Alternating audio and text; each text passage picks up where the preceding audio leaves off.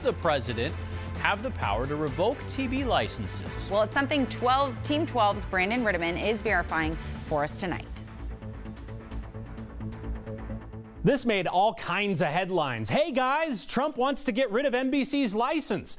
Those headlines are every bit as silly as the tweet they're about because there is no license for NBC. The FCC does not license networks. It licenses stations. There are 236 NBC stations across the country. Of those, only 12 are actually owned by NBC. The other 224 are owned by other companies. They're NBC affiliates. Generally, if you want to challenge a license, as the president suggests, you do it when that license comes up for renewal.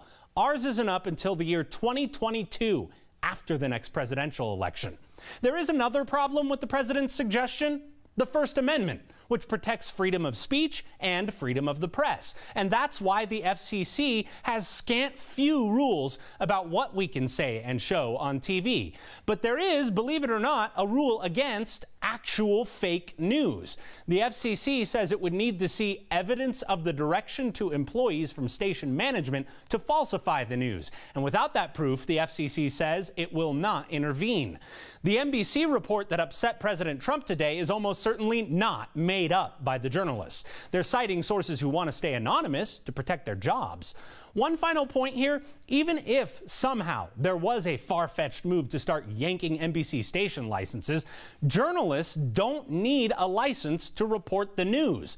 The only thing we need a license for is to broadcast over the air, so you can pick us up with an antenna. If they took that away, we could still make TV news in all these other places. Cable, satellite, digital. We don't need any kind of license to be there at all. Bottom line, we verified there is no NBC license. There are hundreds of licenses for all the stations.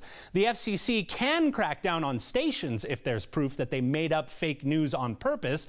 And the only thing that the license is good for in the first place is reaching you over an antenna.